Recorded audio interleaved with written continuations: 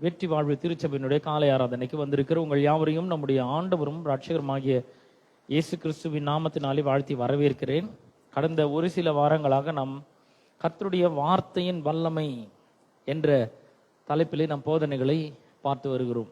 எபிரேயர் 4ஆம் அதிகாரம் 12ஆம் வசனத்தில் நாம் ஆரம்பித்தோம். கர்த்தருடைய வார்த்தையானது ஜீவனும் வல்லமை உள்ளதாயும் இருபுறமும் கருக்குள்ள எந்த பட்டயத்திலும் கருக்கானதாயும் ஆவியையும் கணுக்களையும் ஊனையும் பிரிக்கத்தக்கதாக உருவ குத்துகிறதாயும் இருதயத்தின் யோசனைகளையும் எண்ணங்களையும் நினைவுகளையும் வகை இருக்கிறதாயும் இருக்கிறது என்று நம்ம பார்த்தோம் இல்லையா. கர்த்தருடைய வார்த்தைக்கு அவ்வளோ பெரிய ஒரு வல்லமை இருக்கு. அந்த கர்த்தருடைய வார்த்தையில என்ன மாதிரி வல்லமை இருக்குன்றத நாம் பார்த்தோம். முதல்ல என்ன இருக்கு? அதுல ஜீவன் இருக்கு, அப்புறம் அதுல வல்லமை இருக்கு. எப்பேற்பட்ட வல்லமை இருக்கு? எரேமியா 73-29 வசனங்களை போன வாரத்தில் பார்த்தோம். கர்த்தருடைய வார்த்தை அக்கினி போல இருக்குது, கண்மலை நொறுக்கும் சம்மட்டி போல இருக்குது. அப்படிப்பட்ட ஒரு பவர் இருக்கு அப்படின்னு நம்ம பார்த்தோம். அதுல இயற்கைக்கு அப்பாற்பட்ட வல்லமை இருக்கு. எப்படிப்பட்ட வல்லமைனா அக்கினியை போல இருக்கு. கர்த்தருடைய வார்த்தை அக்கினி மாதிரி இருக்கு. அக்கினி எதுக்கு பயன்படுத்தப்படுகிறது? தூய்மைப்படுத்துறதுக்காக. இப்போ வெள்ளி பொண்ணு இதெல்லாம் எடுத்தீங்கன்னா அவைகளை தூய்மைப்படுத்துகிறதுக்காக இந்த அக்கினி பயன்படுத்தப்படுகிறது. ஒரு தெருவில் குப்பையெல்லாம் இருக்குது, எல்லாத்தையும் சேர்த்து என்ன பண்ணுறாங்க? கொளுத்துறாங்க. ஏன் அந்த கொளுத்துனா அதெல்லாம் நீங்கி போகும். நம்முடைய வாழ்க்கையில் இருக்கிற அசுத்தங்களை எல்லாம் அது களைகிறதா இருக்கிறது. அதில் அப்படிப்பட்ட ஒரு தூய்மைப்படுத்துகிற வல்லமை இருக்கிறது. யோவான் 17:17 நம்ம பார்த்தோம். யோவான் 15:3 பார்த்தோம். அப்படியே சத்தியத்தினாலே அவர்களை பரிசுத்தமாக்கும். அதுல பரிசுத்தமாக்குற ஒரு வல்லமை இருக்கிறது. நம்முடைய சத்தியத்தினாலே அவர்களை பரிசுத்தமாக்கும். நம்முடைய வசனமே சத்தியம் என்று யோவான் 17:17 நம்ம பார்த்தோம். அப்புறம் யோவான் 15:3 நம்ம பார்த்தோம். இப்பொழுது நான் உங்களுக்கு சொல்லி இருக்கிற உபதேசத்தினால இப்பொழுதே நீங்கள் சுத்தமா இருக்கல. அதுல சுத்திகரிக்கிற ஒரு பவர் இருக்கு. தினந்தோறும் நம்ம கடவுளோட வார்த்தையை வாசிக்கும் பொழுதும் இங்க பிரசங்கங்களை கர்த்தருடைய வார்த்தை போதிக்கிற சபையில பிரசங்கங்களை கேட்கும் பொழுதும் இந்த வார்த்தை நம்மை சுத்தமாக்குறது. அப்படிப்பட்ட ஒரு பியூரிஃபிகேஷன் பவர் அதுல இருக்குன்னு பார்த்தோம். அப்புறம் கண்மலை நொறுக்கிற சம்மட்டி போல இருக்கு. நம்முடைய வாழ்க்கையில நமக்கு எதிர்த்து வருகிற கடவுள் ஒன்று வாக்கு பண்ணி இருக்கிறாரு. அந்த வாக்குத்தத்தத்தை அடைய முடியாதபடி குறுக்க பல தடைகள் இருக்கு. போன வாரத்தில் நம்ம பார்த்தோம் இல்லையா? எரிக்கும் மதில். கடவுள் அவர்களுக்கு பாதம் தேனும் ஓடுகிற தேசத்தை வாக்கு பண்ணி இருந்தாரு. அந்த வாக்குத்தத்தம் பண்ணப்பட்ட அந்த தேசத்தை அடைய முடியாதபடி குறுக்க அவ்வளவு பெரிய ஒரு மதில் சுவர் நிற்குது. அந்த மதில் சுவர் பேர் எரிகோ மதில். இது சுத்தி வச்சு அடிக்கல, கடப்பர வச்சு அடிக்கல. இயற்கைக்கு அப்பாற்பட்ட விதத்துல அவர்கள் அதை இடித்து தள்ளி உள்ள போனாங்க. எப்படி போனாங்கன்னா அந்த ஸ்ட்ராட்டஜியை கர்த்தர் கொடுக்குறாரு. இந்த மாதிரி நீ பண்ணினியா அது தன்னால இடிஞ்சு விழுந்துடும் அப்படின்றாரு. இப்ப நம்முடைய வாழ்க்கையில கூட கடவுள் அநேக ஆசீர்வாதங்களை வாக்குத்தத்தங்களாக நமக்கு என்ன பண்ணிருக்காரு? தந்திருக்கிறாரு இல்லையா? சுகத்தை வாக்கு பண்ணியிருக்கிறார், பாவம் மன்னிப்பை வாக்கு பண்ணியிருக்கிறார், ரட்சிப்பை மீட்பை வாக்கு பண்ணியிருக்கிறார், விடுதலையை வாக்கு பண்ணியிருக்கிறாரு, பொருளாதார சுதந்திரத்தை அவர் வாக்கு பண்ணியிருக்கிறாரு, நிறைய வாக்கு பண்ணியிருக்கிறார். இந்த வாக்கு தத்தங்களை நாம் அடைய முடியாதபடி குறுக்க என்ன பண்றோம்? பிசாசு பல தடைகளை எரிகோ மதில் போல எழுப்புறான். அப்ப என்ன பண்ணோம்? கடவுளோட வார்த்தைக்கு கண்மலையை நொறுக்கக்கூடிய சம்மட்டியை போல ஒரு பவர் இருக்கு. அந்த வார்த்தையை பேசினா போதும், அந்த வார்த்தையில் இருக்கிற வல்லமை அதுல வெளிப்படுகிறது. தடைகளை உடைத்தெறிகிறது, தடைகளை அழித்தொழிக்கிறது, தடைகளை சிதைக்கிறது, தடைகளை ஒன்றுமில்லாமல் செய்கிறது, தடைகளை மேற்கொள்வதற்கான உதவிகளை இந்த வார்த்தை நமக்கு செய்கிறது எல்லாம் போன வாரம் பார்த்தோம் இல்லையா? இப்போ கர்த்தருடைய வார்த்தையில அவ்வளவு பவர் இருக்கு. என்னென்ன பவர் இருக்குன்னு நான் சொல்லிட்டே வரேன். இன்னைக்கு அதாவது கர்த்தருடைய வார்த்தைய போன வாரத்தில் நம்ம அக்கினி போல இருக்குது, சம்மட்டி போல இருக்குது அப்படின்னு பார்த்தோம். இந்த வாரம் ஒன்று பார்க்க போறோம். லூக்கா 8ஆம் அதிகாரம் 11ஆம் வசனத்தை வாசிக்கிறேன். லூக்கா 8:11 வாசிக்கிறேன். அந்த உவமையின் கருத்தாவது விதை தேவனுடைய வசனம். தேவனுடைய வசனம் எப்படி இருக்குன்னா விதை மாதிரி இருக்கு. அதாவது பவர்ஃபுல். அந்த சுத்தினா ஒரு பெரிய பவர் நம்மளுக்கு ஞாபகம் வருது இல்லையா? அடிச்சா ஓங்கி அடிச்சா நல்லா வெயிட் அடி விழும். ஃபயர்னா அது ஒரு பவர். வெறும் இது மட்டும்தான் கிடையாது, நம்ம கண்ணுக்கு புலப்படாத விதைகள்லாம் கூட இருக்குது. விதை அப்படின்னு சொல்லும் பொழுது பெரிய பெரிய விதைகளும் இருக்கு. அவக்கேடாவை நீங்க ஓபன் பண்ணி பார்த்தீங்கன்னா பெரிய விதை இருக்கும். ஆனா கடுகு பாத்தீங்கன்னா அந்த விதை ரொம்ப ரொம்ப சின்னது, கண்ணுக்கே தெரியாத அளவுக்கு இருக்குது. ஆனா ரெண்டுமே விதை தான். இந்த விதை ரொம்ப அற்புதமான ஒரு விதையாக இருக்கிறது, அற்புதமான சக்தி வாய்ந்ததாக அது இருக்கிறது. அந்த விதைக்குள்ள தேவனுடைய சக்தி, இயற்கைக்கு அப்பாற்பட்ட சக்தி, தேவனுடைய இயற்கைக்கு அப்பாற்பட்ட வல்லமை அதுக்குள்ள இருக்கு. எங்க விதைக்குள்ள. விதை சாதாரணமா நினைச்சிடக்கூடாது, இந்த விதை என்ன பண்ண முடியும் அப்படின்னு பார்க்க கூடாது. விதை என்ன பண்ணுகிறது, அது அதுக்குள்ள எப்படிப்பட்ட ஒரு காரியம் இருக்குன்னா, கடவுளுடைய வார்த்தைக்கு உள்ள கண்களுக்கு புலப்படாத தெய்வீக சக்தி அடங்கி இருக்கிறது. The seed is the word of God.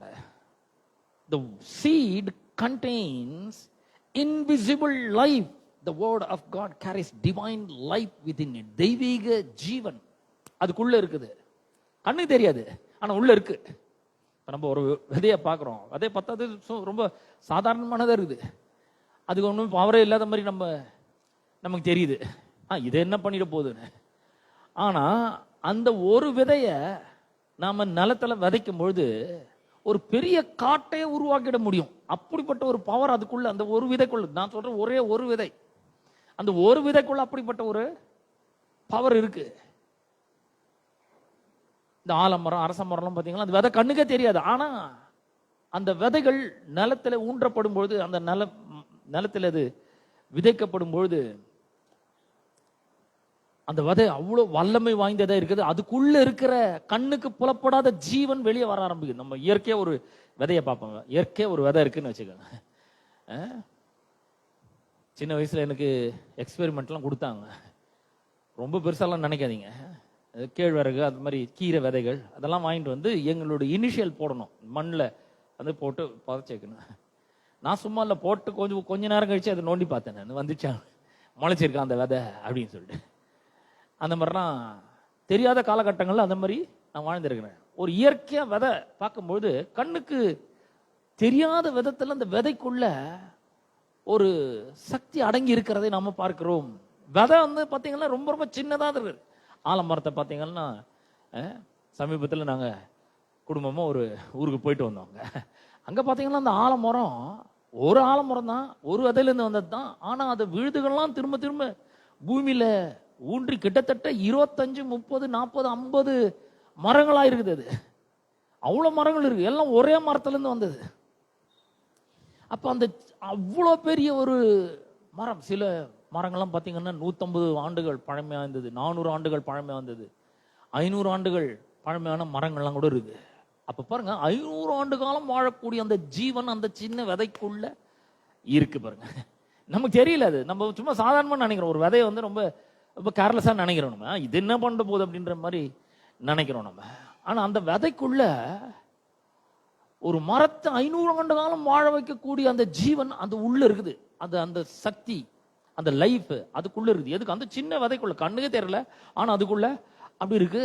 விதை சின்னதா இருக்குது, விதை சின்னதா இருக்கலாம், ஆனா அதை நல்ல ஒரு நிலத்துல விதைச்சு அந்த விதை முளைச்சு வரும்போது பாத்தீங்கன்னா அதனுடைய ரிசல்ட் பிரம்மாண்டமா இருக்கிறத நம்ம பாக்குறோம் இல்லையா? என்னடா இவ்வளவு பெரிய மரமா இதுக்குள்ள இருந்தது, உளுண்டு சின்ன விதைக்குள்ள இருந்தது அப்படின்ற ஒரு ஆச்சரியம் நம்மை பிடித்துக் கொள்கிறது. பிரம்மாண்டம், விதைக்குள்ள அந்த பிரம்மாண்டம் இருக்கு. அது மட்டும் இல்ல, முதல்ல சொன்ன விதைக்குள்ள ஒரு ஜீவன் இருக்கு, ரெண்டாவது அதுக்குள்ள ஒரு பெரிய பிரம்மாண்டம் இருக்கு, மூணாவது அதுக்குள்ள ஒரு பெரிய பொட்டன்ஷியல் பவர் இருக்கு. அது விளைஞ்சு வரும்போது பாத்தீங்கன்னா அந்த விதை மாதிரி இருக்காது, அவ்வளோ ஒரு பொட்டன்ஷியல் உள்ள அவ்வளோ பெரிய ஒரு ஆற்றல் உள்ள இருக்கு. நாலாவது அதுக்குள்ள டிரான்ஸ்ஃபர்மேஷன் பவர் இருக்கு, டிரான்ஸ்ஃபார்மிங் பவர் இருக்கு. நீங்க பாத்தீங்கன்னா ஒரு புது ஜீவன் அதுல இருந்து வருகிறத பார்க்கணும். அந்த ஒரு விதையில இருந்து பாத்தீங்கன்னா எங்க வீட்டுல அவரைக்காய் கொடி போடுவோம், நாங்க பந்தல்லாம் போட்டு அந்த கொடி அது மேல ஏத்தி அவரைக்காய் அறுவடை எல்லாம் பண்ணுவோம். அறுவடை பண்ணுவோம், நாங்க விற்கணும்னு நினைச்சுக்காதீங்க, எல்லாருக்கும் சும்மா ஃப்ரீயா கொடுப்போம். அவ்வளோ காய்க்கும், அவரைக்காய் பயங்கரமா காய்க்கும். சும்மா ஒண்ணு கிட்ட ஒரே ஒரு விதைய நிலத்துல போட்டு அது மேல மண்ணு போட்டு மூடிட்டோம்னு வச்சுங்க, அது சும்மா லேசா ஒரு சின்ன செடி மாதிரி அது பிடுங்கினா வந்துடும். அந்த மாதிரி அதுக்கப்புறம் பாத்தீங்கன்னா அது அப்படியே கொஞ்சம் கொஞ்சமா பெருசாகி கொடியாகி அந்த கொடியில நிறைய இலைகள் வந்து அந்த கொடி பல இடங்கள்ல படர்ந்து அந்த பந்தல் முழுவதும் இலை கொடிகள் பரவி அதுக்கப்புறம் பாத்தீங்கன்னா பூ வந்து அதுல காய் வந்து அப்ப எல்லா இன்ஃபர்மேஷனும் அந்த விதைக்குள்ளவே இருக்கு, அந்த ஒரு விதைக்குள்ள இருக்கு. அப்ப பாத்தீங்கன்னா இந்த கடவுளுடைய வார்த்தை அது பேசப்படும் பொழுது வாசிக்கும் பொழுது நம்முடைய இருதயத்துக்குள்ள போகும்பொழுது அது ரொம்ப சாதாரணமானதா தெரியலாம், ரொம்ப இன்சிக்னிபிகண்டா இருக்கலாம், அது வந்து ரொம்ப சிம்பிளா இருக்கலாம், ரொம்ப சாதாரணமானதா இருக்கலாம். ஆனால் அதுக்குள்ள இவ்வளவு சக்தி இருக்கு. கண்களுக்கு புலப்படாத தெய்வீக சக்தி அதுக்குள்ள இருக்கிறது. புதிய ஜீவனை பிறப்பிக்கக்கூடிய ஒரு சக்தி அதுல இருக்கு. பிரம்மாண்டம் அது இருக்குது உள்ள. ஒரு டிரான்ஸ்ஃபர்மேஷன் பவர், உருமாற்றக்கூடிய ஒரு பெரிய வல்லமை, ஆலயம் மாற்றக்கூடிய ஒரு பெரிய வல்லமை இருக்கு. வெளியே பார்க்கறதுக்கு இது சாதாரணமா இருக்கலாம். இப்ப கையில பாருங்க அவ்வளவு பவர்ஃபுல் வேர்டை வச்சிருக்கோம், வேர்ட் ஆஃப் காட். இதுதான் பாத்தீங்கன்னா விதைகள். இங்க நம்ம கையில இவ்வளோ 66 புஸ்தகம் இருக்கு. அந்த 66 புஸ்தகத்துல 1189 அதிகாரங்கள் இருக்கு, நிறைய வசனங்கள் இருக்கு, எல்லாமே விதைகள் தான். இதெல்லாம் ரொம்ப பவர்ஃபுல். அதுக்குள்ள இவ்வளோ வல்லம் அடங்கி இருக்கிறது, மகிமை அடங்கி இருக்கிறது, ஒரு பெரிய டிரான்ஸ்ஃபர்மேஷன், வாழ்வை மாற்றக்கூடிய ஒரு பவர் உள்ள இருக்கு. அப்போ விதைக்குள்ள அவ்வளோ இருக்கு. இப்பதான் நான் சொன்னேன் விதைன்னா என்ன. விதைன்னு சொல்லும்போது நீங்க உங்களுக்கு என்ன ஞாபகம் வரணும்? விதை. இங்க லூக்கா 8ஆம் அதிகாரம் 11ஆம் வசனத்துல நம்ம வாசிப்போம், எல்லாரும் சேர்ந்து வாசிப்போம். 8:11 எல்லாரும் சேர்ந்து வாசிப்போம். 1 2 3 சொல்றேன், எல்லாருமே சேர்ந்து வாசிப்போம். எல்லாம் எடுத்துக்கிட்டீங்களா? லூக்கா 8:11 ரெடி? 1 2 3. அந்த ஓமையின் கருத்தாவது, விதை தேவனுடைய வசனம். எல்லாரும் சொல்லும், விதை தேவனுடைய வசனம். நல்ல சத்தமா சொல்லும், விதை தேவனுடைய வசனம். இன்னொரு முறை, விதை தேவனுடைய வசனம். அந்த வசனத்துக்குள்ளதான். இப்ப விதைனாலும் தேவனுடைய வசனம்னாலும் ரெண்டும் ஒண்ணுதான். இப்ப நான் சொன்ன எல்லா பவரும் அதுக்குள்ள இருக்குது. ஒரு ஆளையே மாற்றக்கூடிய அளவுக்கு வல்லமை அந்த விதைக்குள்ள இருக்கு. பெரிய ஒரு பவர் இருக்கு அதுக்குள்ள. ஒரு ஆளை சும்மா போய் ஆளை மாத்திடும், அந்த மாதிரி ஒரு பவர் உள்ள இருக்கு. ஆனால் அந்த விதையா இருக்கிற வரைக்கும் ஒன்றும் நடக்காது. முதல் என்ன பார்த்தோம்? விதை தேவனுடைய வசனம். அந்த விதைக்குள்ள தேவனுடைய ஜீவன், சக்தி, வல்லமை அடங்கி இருக்குன்னு பார்த்தோம். ரெண்டாவது, அந்த விதை சும்மா இருக்கக்கூடாது, அதை நாம விதைக்க வேண்டும். விதைக்குள்ள இருக்கிற வல்லமை, பவர், டிரான்ஸ்ஃபர்மேஷன் பவர், அதுல இருக்கிற லைஃப், லைட்டு, வாழ்க்கை மாற்றக்கூடிய வல்லமெல்லாம் உள்ள இருக்கு. அது வெளிப்படணும்னா நாம என்ன பண்ணணும்? அந்த விதை, ஒரு விதை விதைக்கப்பட வேண்டும். ரொம்ப முக்கியமானது அது. விதைக்கப்படலாம், அதுல இருக்கிற பவர் வெளியே வராது. இப்ப நீங்க ஒரு விதை வங்கிக்கு போய், சீட் பேங்க்குக்கு போயிட்டு நீங்க ஒரு சீட் பாக்கெட் வாங்கிட்டு வீட்டுக்கு எட்டுன்னு வந்து அதை வந்து நீங்க ஷெல்ஃப்ல வைக்கிறீங்கன்னு வச்சுங்க, ஒண்ணுமே நடக்காது. எத்தனை வருஷம் ஆனாலும் ஒண்ணுமே நடக்காது. பல ஆண்டுகளுக்கு முன்னாடி எகிப்தில் இருக்கிற இந்த மம்மி அப்படின்னு சொல்லுவோம்ல, மம்மின்றது ஒரு பெரிய கல்லறை. ராஜாக்கள்லாம் மறிச்சாங்கன்னா அதுக்குள்ள வச்சு ஒரு பெரிய பிரமிடு மாதிரி கட்டிடுவாங்க. அதுக்குள்ள போய் சிலர் ஆராய்ச்சி பண்ணாங்களாம், சில விஞ்ஞானிகள் ஆராய்ச்சி பண்ணாங்களாம். அதுக்குள்ள பாத்தீங்கன்னா சில கோதுமை மணிகள் இருந்ததா. இந்த மம்மி வந்து எந்த வருஷத்தை, எவ்வளவு வருஷம் முன்னாடி இதை செஞ்சாங்க, அதை வந்து கட்டினாங்க பிரமிடு அப்படின்னு பாத்தீங்களா, 3000 வருஷத்துக்கு முன்னாடி கட்டின பிரமிடுங்களா அதெல்லாம். 3000 years before they kept some seeds in that pyramid. உள்ள ஒரு சில விதைகள், கோதுமை மணிகளை உள்ள வச்சிருந்தாங்களாம் பாருங்க. இந்த விஞ்ஞானிகளும் ஒரே ஆச்சரியம், 3000 வருஷமா இது இந்த இடத்துல இருக்குது, ஒண்ணுமே நடக்கல. சரி, இதை விதைச்சு பார்க்கலாம் அப்படின்னு சொல்லி என்ன பண்ணாங்களாம், அந்த கோதுமைகளை எடுத்து என்ன பண்ணுங்களாம், மண்ணில் விதைச்சிருக்கிறாங்க பாருங்க. விதைச்ச உடனே ஒரு சில நாட்கள் அது வந்து முளைக்க ஆரம்பிச்சிச்சான். அப்ப சீடு வந்து, சீடுக்குள்ள பவர் இருக்கலாம், லைஃப் இருக்கலாம், ஒரு ஆளை மாற்றக்கூடிய வல்லமை இருக்கலாம், வாழ்க்கையை மாற்றக்கூடிய வல்லமை உள்ள இருக்கலாம், அது கண்ணுக்கு புலப்படாம இருக்கலாம். ஆனால் அது விதைக்கப்படுற வரைக்கும் ஒன்றும் நடக்காது. அது உள்ள இருக்கிற பவர் வெளிப்படணும், அது உள்ள இருக்கிற சக்தி வெளிப்படணும், அது உள்ள இருக்கிற வாழ்க்கை மாற்றக்கூடிய பவர் வெளியே வரணும். அப்படின்னா அது நிலத்திலே விதைக்கப்பட வேண்டும். உங்களுக்கு ஞாபகம் இருக்கா? இயேசு கிறிஸ்து அவர் தான் விதை. ஆதியாகமம் 3:15 நம்ம வாசிக்கிறோம். அவர் யார்? ஸ்திரீயின் வித்து, சீட் ஆஃப் த வமன். அவர் உயிரோட வாழ்ந்த நாட்கள்ல யோவான் சுவிசேஷம் 12ஆம் அதிகாரம் 24ஆம் வசனத்துல அவர் சொல்றாரு பாருங்க, மெய்யாகவே மெய்யாகவே நான் உங்களுக்கு சொல்லுகிறேன், கோதுமை மணியானது நிலத்தில் விழுந்து சாகாவிட்டால் தனித்திருக்கும். நிலத்துல விழுந்து அது சாகாவிட்டால் தனித்திருக்கும். சாகாவிட்டால்னு அர்த்தம், உள்ள போட்டு ஒருத்தர் விதை போட்டு மண்ணு போடணும், மூடணும், அதை கவர் பண்ணணும், அதை பரி பண்ணணும், புதைக்கணும். அதை விழுந்து சாகாவிட்டால் தனித்தே இருக்கும். செத்ததை ஆகில், நல்ல கவனிங்க, செத்ததை ஆகில் மிகுந்த பலனை கொடுக்கும். அப்ப அந்த விதைக்குள்ள இன்னொன்னு இருக்குது, என்னன்னா it can give enormous harvest. அதாவது நம்ம கற்பனைக்கும் எட்டாத அளவுக்கு அறுவடையை கொடுக்கக்கூடிய வல்லமை அந்த ஒரு விதைக்குள்ள இருக்கு. எவ்வளவு பவர் இருக்கு பாருங்க. நிலத்தில் விழுந்து சாகலன்னா தனித்திருக்கும், செத்துச்சுன்னா மிகுந்த பலனை கொடுக்கும் அப்படின்றாரு. அப்ப இத எப்படி சொல்லணும்? A seed has no effect unless it is sown.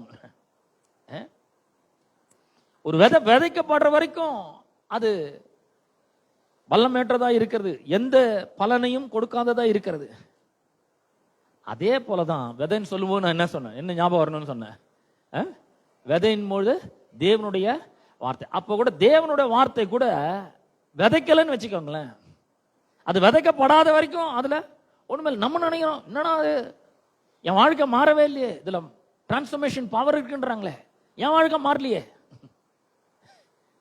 விதைக்கலன்னு அர்த்தம். அப்போ இதுல தேவனுடைய ஜீவன் மறைந்து இருக்குன்னு சொல்றாங்களே, ஆனா எனக்கு பார்க்கும்போது அந்த மாதிரி ஒன்றும் தெரியலையே அப்படின்னு யோசிக்கிறீங்களா? அப்போனா இன்னும் நீங்க விதைக்கவே ஆரம்பிக்கல. விதையில பவர் இருக்குங்க, அது நிச்சயமா தெரியும். நீங்க இப்ப உங்களுக்கு சந்தேகமாச்சுன்னா ஏதாவது ஒரு கீரை விதை ஒரு பாக்கெட் வாங்கி போய் விதைச்சு பாருங்க, உள்ள பவர் இருக்கு. அது சீட் பேங்க்ல இருக்கிற வரைக்கும் அது விதையாவே தான் இருக்கும். நீங்க பாக்கெட்ல போட்டுக்கினா கூட அது விதை மாதிரியே தான் இருக்கும். ஷெல்ஃபை வச்சிங்கன்னா இது என்ன பண்றோம், ஒரு சின்ன பைபிள் வாங்கி பாக்கெட்ல வச்சுக்கிறோம், அது பேர பாக்கெட் பைபிள், பாக்கெட்ல வச்சுக்கிறோம். அப்புறம் இதை மூடி ஒரு துணியில சுத்தி என்ன பண்ணணும், ஷெல்ஃபில் வச்சுக்கிறோம். வாரம் ஞாயிற்றுக்கிழமை மட்டும் எடுக்கிறோம். நம்ம என்னன்னா அதனுடைய பவர் நமக்கு தெரியல, அதனுடைய எஃபெக்ட் தெரியல, அதனுடைய ஆற்றல் நமக்கு தெரியவே இல்லை. உள்ள பவர் இருக்கு. சிலர் தான் பண்ணாங்க, ஆமாங்க இதுல பவர் இருக்கு, எனக்கு தெரியுங்க, அந்த கடவுளோட வார்த்தை அதுல பவர் இருக்கு தெரியும், ஆனா விதைக்கவே மாட்டாங்க. இன்னைக்கு கத்து கொடுக்க போறோம் எப்படி இந்த பவரை எப்படி ரிலீஸ் பண்றது, எப்படி நமக்காக எப்படி அதை பயன்படுத்துறதுன்றத இன்றைக்கு நாம பார்க்க போகிறோம். அப்ப இது இந்த பிசிக்கல் சீடு, அதாவது நம்ம ஒரு சில விதைகளை எடுத்து நிலத்துல விதைச்சா அது பலன் கொடுக்குது, அது உள்ள இருக்கிற பவர் வெளியே வருது. கடவுளுடைய வார்த்தையில் இருக்கிற பவர் எப்படி வெளியே வருதுன்னா, அதை விசுவாசத்தோட ஏற்றுக்கொள்ளணும், அங்கீகரிக்கணும், அதுக்கு கீழ்ப்படியணும். விசுவாசிக்கணும், அங்கீகரிக்கணும், அப்புறம் ஏற்றுக்கொள்ளணும், கீழ்ப்படியணும். அப்படி கீழ்ப்படியும் பொழுது, விசுவாசத்தை கீழ்ப்படியும் பொழுது அதில் இருக்கிற வல்லமை, இந்த வசனத்தில் இருக்கிற வல்லமை நம்முடைய வாழ்க்கையிலே வேலை செய்கிறதை நாம பார்க்க முடியும். அப்ப இந்த விதை என்ன பண்ணப்படணும், முதல்ல விதைக்கப்படணும் இல்லையா, அப்புறம் மண்ணுனால மூடணும். அதுக்கப்புறம் என்ன பண்ணணும், என்னங்க பண்ணணும், விதை நல்லா முளைக்கணும்னு என்ன பண்ணணும், என்ன வேணும், ஈரப்பதம், சூரிய வெளிச்சம் வேணும் தானே. அப்ப என்ன பண்ண, தண்ணி ஊற்றணும். ஊத்துறோமா நம்ம? ஆமா, ஒரு சின்ன செடி வாங்கிட்டு வச்சுட்டு என்ன பண்றோம், அதை வச்சுட்டு நல்லா மண்ணை போட்டு மூடிட்டு தண்ணி ஊத்துறோம். அப்ப என்ன பண்ணணும், இந்த விதை முதல்ல விதைக்கப்பட வேண்டும். நல்லா கவனிங்க, இந்த மூணு கரெக்டா எழுதி வச்சுக்கணும். First, a seed must be planted and covered and nurtured. மூணு விஷயம் சொன்னேன். இந்த விதை விதைக்கப்படணும், மண்ணு போட்டு மூடப்படணும், அப்புறம் தண்ணி ஊற்றணும், அதனால வளர்றதுக்கான சூழலை நாம கொடுக்க வேண்டும். அப்புறம் இந்த விதை எப்படி வளருது அப்படின்னு சொல்லி நம்ம பார்க்கும்பொழுது, இந்த விதை மெதுவா வளருது, தொடர்ந்து வளர்ந்து கொண்டே இருக்கிறது. ஆனா வல்லமையான விதத்தில் அது வளர ஆரம்பிக்கிறது, ரொம்ப பவர்ஃபுல்லா வளருது. A seed grows gradually and powerfully. அது தொடர்ந்து வளர்ந்து கொண்டே இருக்குது, அப்புறம் பவர்ஃபுல்லா வளருது. நல்லா கவனிக்கணும். மார்க்கு சுவிசேஷம் 4ஆம் அதிகாரத்துல ஆண்டவராகிய இயேசு கிறிஸ்து விதைக்கிறவனை பற்றி ஊமையா சொல்றாரு. ஊமையை சொல்லி முடிச்சிட்ட பிறகு 26ஆம் வசனத்துல அவர் சொல்ற 4:26 அவர் சொல்றாரு, தேவனுடைய ராஜ்யமானது ஒரு மனுஷன் நிலத்தில் விதையை விதைத்து இரவில் தூங்கி பகலில் விழித்திருக்க அவனுக்கு தெரியாத விதமாய் விதை முளைத்து பயிராகிறதுக்கு ஒப்பாய் இருக்கிறது. அது முளைக்கும், கண்டிப்பா முளைக்கும். அது நிலத்துல விதைச்சா மண்ணை போட்டு மூடுனா அதுல தண்ணி ஊத்துனா கண்டிப்பா விதை முளைக்குமா? முளைக்காதங்க. நீங்க முளைக்காத மாதிரி பார்த்துட்டு இருக்கீங்க. முளைக்கும் கண்டிப்பா, இல்லையா? அதே போல இந்த கடவுளோட வார்த்தை, தேவனுடைய ராஜ்யம் ஒரு மனுஷன் நிலத்தில் விதை வைத்து இரவில் தூங்கி பகலில் விழித்திருக்க அவனுக்கே தெரியாத விதமாய் விதை முளைத்து பயிராகிறதுக்கு ஒப்பாய் இருக்கிறது சொல்லிட்டு அடுத்த வசனத்துல சொல்லுது, விதையானது முன்பு முளையும். ஃபர்ஸ்ட் எடுத்த உடனே பெருசா மரம் வந்துடாது. முதல்ல என்ன வரும்? முளை, லேசா ஷூட் வெளியே வரும். அது பேர் தான் முளைன்னு சொல்லுவாங்க. முன்பு முளையும், பின்பு கதிரையும், பின்பு கதிரில் நிறைந்த தானியத்தையும் பலனாக தானாக கொடுக்கிறது போல. இன்னும் அழகா சொல்லியிருக்கு பாருங்க. கிராஜுவலா வளருது, ஆனா பவர்ஃபுல்லா வளருது. கடவுளுடைய வார்த்தை கூட அப்படிதான்.